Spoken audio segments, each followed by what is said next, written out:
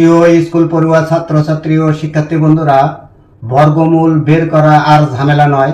শিখে নিন এমন সহজ টেকনিক যা দেখে সবাই বলবে এটা তো আমিও পারি। সমাধান হবে দ্রুত, মজার ও স্মার্ট উপায়ে। গণিত হবে আপনার হাতের খেলনা। দেখুন, বুঝুন আর হয়ে উঠুন বর্গমূলের মাস্টার। বন্ধুরা, এখানে দেখেন পূর্ণ বর্গ সংখ্যার বর্গমূল আমরা সবাই পারি। যেমন হলো 9-এর বর্গমূল হলো 3, 16-এর বর্গমূল হলো 4, 25-এর বর্গমূল হলো 5, 36-এর বর্গমূল হলো 6। এগুলো আমরা সবাই পারি। কিন্তু যদি পূর্ণ সংখ্যা না হয় সেক্ষেত্রে আমরা বর্গমূল কিভাবে করব? এখানে দেখেন 20 আছে। 20-এর বর্গমূল কত? এই 20-এর নিকটতম বর্গমূল সংখ্যা কত আছে? এখানে হলো 4 4 হলো 16, তার মানে হলো 4। দশমিক আমরা বসাবো। তাহলে 16 গেলে 20 হতে আর কত লাগে?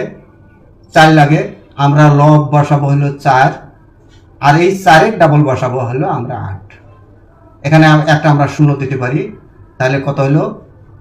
4 দশমিক হলো 5 8 40, 5। আশা করি আপনারা বুঝতে পারছেন। এখানে দেখেন 30-এর বর্গমূল। তাহলে হলো নিকটতম বর্গমূল সংখ্যা কত আছে? 25 দেওয়া আছে।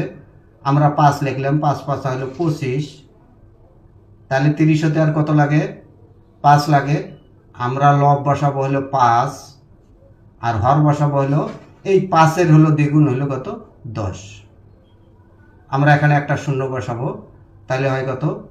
5 দশমিক হলো 5 10 50, 5। আশা করি আপনারা বুঝতে পারছেন। এখানে দেখেন 32। এই 32-এর নিকটতম বর্গমূল সংখ্যা কত আছে? 25 আছে। আমরা 5 লিখলাম। আমরা এখন দশমিক দেবো।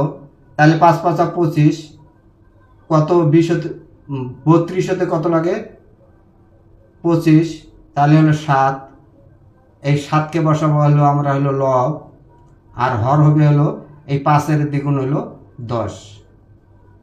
আমরা এখানে একটা শূন্য বসাবো। তাহলে পাই কত আমরা? এই 5 দশমিক হলো 7 10 70, 7।